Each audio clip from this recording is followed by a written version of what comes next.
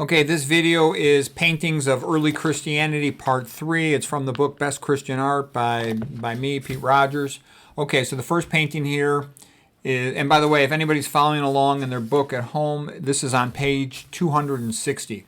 So the painting is The Seven Joys of the Virgin Mary, Mother of God by Hans Memling from 1480. And, she has joyous moments like the birth of Christ and whatnot, the Annunciation, the marriage to Joseph. Okay. Now the next one here is the Assumption of Mary into Heaven, and this painting was by Titian, a Venetian painter, in 1518, and this is really like one of his all-time great masterpieces, the Assumption. It's beautiful, and you clearly see, the regular people are on the ground, the angels are the next level, then God up above is the highest level. It's just spectacular, beautiful. Okay, the next painting is, Mary, Queen of Heaven. The blue is like for heaven, the red is for love, charity, and also the suffering of Christ, the blood of Christ, and the white is for faith and purity. This one is by Giovanni Sassoferrato from 1650. Okay, this painting here is The Bible by Van Gogh from 1885. The most important book ever written. This painting is another version of the Bible called the Book of Kells, and there's a picture of Christ. This one was transcribed by Irish monks in around 800 AD. Peacocks, by the way, are symbols of immortality.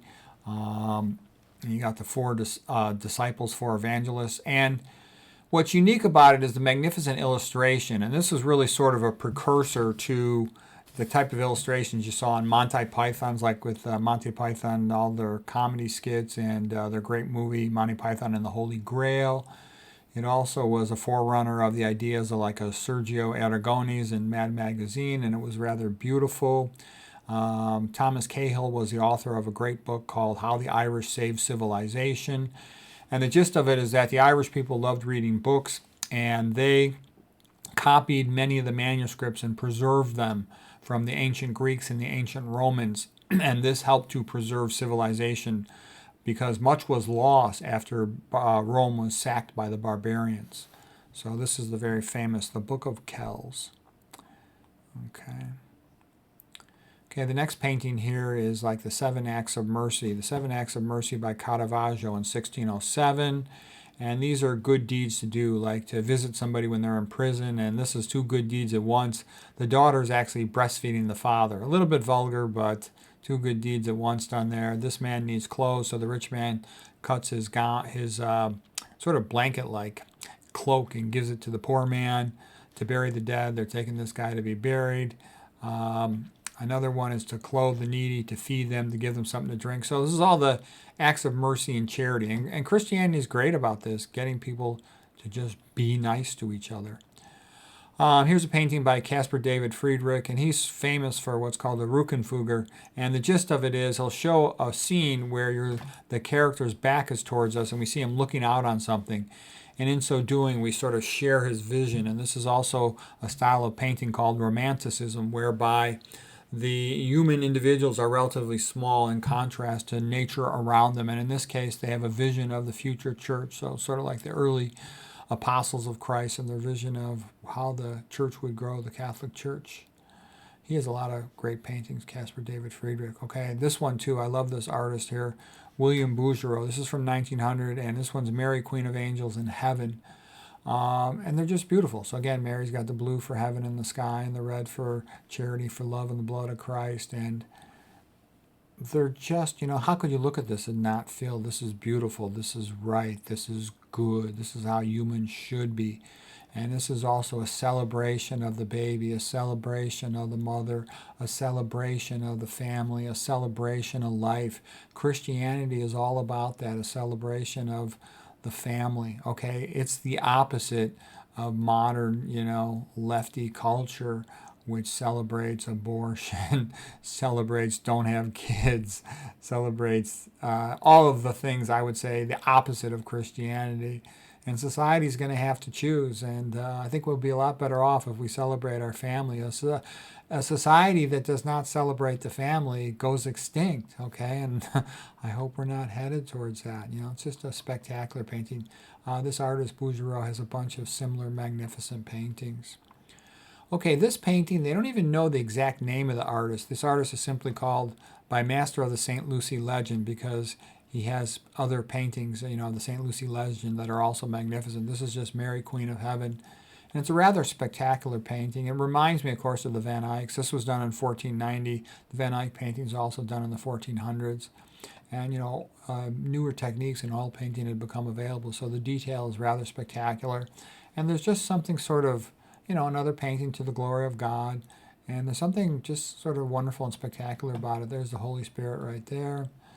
You know, Christ the Father, Jesus the Son. It's just beautiful. This next painting is The Last Judgement by Michelangelo. This was painted in 1541, and this was sort of a sad, difficult time for Rome. Rome had been sacked by Charles V in 1527 and really impoverished by that time. You know, a little bit like the sack of the ancient Rome by the barbarians and the loss of ancient Rome city to a large extent by 476 AD. There was a loss of the contemporary Rome, and in 1527, you know, the Holy Roman Emperor Charles V, a rather disgraceful act that he allowed that to happen. It was really a lot of the Protestants sacking and destroying Roman Catholic Italy. And, you know, German Protestants had a big hand in it. It was a disgrace. They RAP, you know what, a lot of the nuns, and rather awful. So anyways, so here's Christ, and here he is, the right hand going up. These are being welcomed into heaven, supposedly, and this is the left hand down. There's Mary trying to be reasonable and fair. There's other persons in here. Here's St. Peter, apparently, and there he is. He's holding sort of what is the filleted carcass of Michelangelo himself, seeing himself as a victim for being such a workaholic. Or actually, there's St. Peter. I think that, I'm not sure who that is. Maybe St. Bartholomew. It's just a spectacular painting. This is one of the greatest paintings of all time. There is a lot of controversy about exactly what entails hell. Is it really forever? Is it not just partial? Is it purgatory? What about limbo and all this stuff? I'm not going to get into all that. It's still a spectacular painting. And the general idea of someday you'll be rewarded for your good deeds or punished for your bad deeds, the idea that there's some type of fairness in life is a good thing. The actual theologic details of heaven and hell are not as certain, and I don't want to go into that. I do like the fact that, in my opinion, Catholicism has a lot more of let us enjoy while we're here on earth. Lutheranism is also good for enjoying music. It's great for enjoying music with Bach. Luther himself was a great songwriter, wrote A Mighty Fortress Is Our God, for example. But just the celebration of art, it's magnificent, and there's a great celebration of music. I love all that stuff. You might call it aesthetic Christianity. And Michelangelo took him 6 years to paint this. You know, it was a big, big effort. It's magnificent. It's technically the most artistic, magnificent thing I think he did in the Sistine Chapel.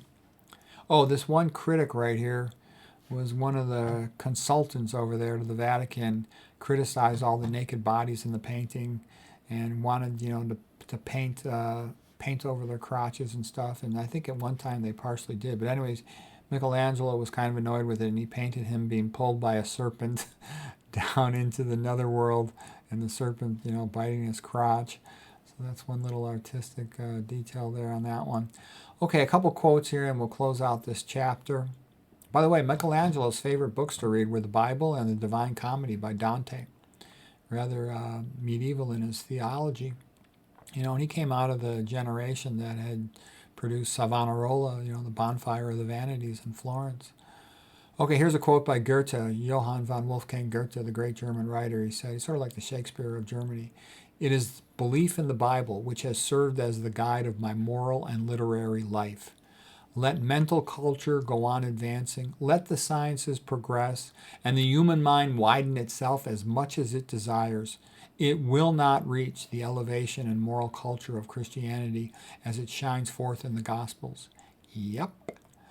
Okay, here's a quote. Let's see what this one is. Oh, this is just This is C.S. Lewis from Mere Christianity. He says, I believe in Christianity as I believe that the sun has risen, not only because I see it, but because I see everything else by it.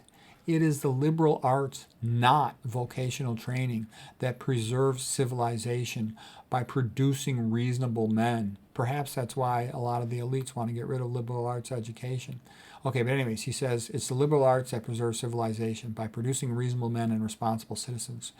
Human beings, after all, have to have some sense. They see that they cannot have any real safety for their own happiness unless they play fair, and you have a society where everyone plays fair. God made us. God invented us as a man invents an engine. A car is made to run on petrol, and it would not run properly on anything else. Now God designed humans, the human machine, to run on himself. He himself is the fuel for our spirits that we are designed to burn, or the food our spirits were designed to feed on. There is no other. That is why it is just no good asking God to make us happy in our own way without bothering about religion. God cannot give us a society, a happiness, and a peace apart from himself, because it is not there. There is no such thing. And that's C.S. Lewis from Mere Christianity. Yep, and that's true. You basically either have a people united by religious biblical principles, or you have a chaos, and then some ruler will impose things by force. And unfortunately, that's the path we're headed on. Hopefully, we will recover from that. Here's a quote from Job, the book of Job in the Old Testament. I know that my Redeemer liveth, and that's a very nice song in Handel's Messiah. Here's a quote from the Gospel according to Matthew chapter 5, verse 13. Ye are the light of the world, a city that is set on a hill. Matthew chapter 5, verse 14. You are the light of the world. Let your light shine before men, that they may see your good deeds and glorify your Father in heaven. I remember singing that song when I was young in Sunday school. And it's true. I mean, like I said, look at winter in the middle of a bleak, cold, dismal time with short days. You know, winter break is a crappy name for it in secular terms. But Christmas holiday itself makes it the most magnificent day of the whole year. Okay, that's what Christianity does. It's the light of the world. And the weeks leading up to Christianity are joyous with all the Christmas lights, all the decorations, everybody looking forward to coming home and being with their families. It's a beautiful time.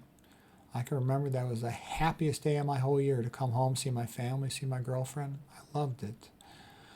Okay, here's a conversation. A lot of young people are kind of arrogant and ignorant and don't know anything about religion. Like, here's a conversation I had with this young, real highly intelligent medical school student who was sort of, thinking about dropping out of med school.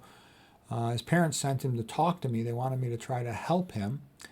And he saw a Bible on my desk, and he says to me, you read the Bible? It's a farce. It's ridiculous.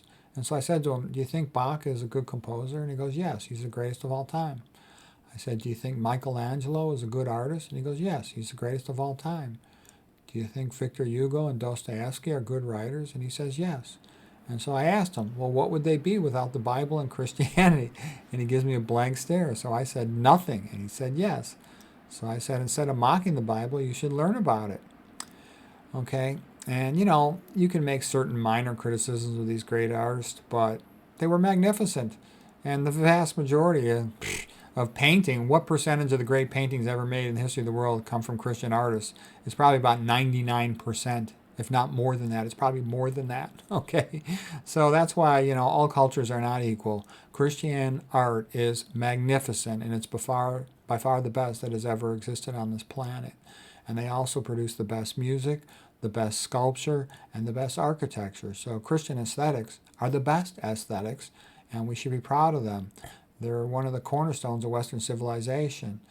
And if people turn their back on that, their Western civilization will not continue to exist. So that's one of the reasons why I think it's important people know about it. And as Will Durant said, civilization doesn't just reinvent itself with each generation. Either it's taught to the young people or it fades out of memory and society becomes barbarians. So anyways, hope that was helpful, interesting.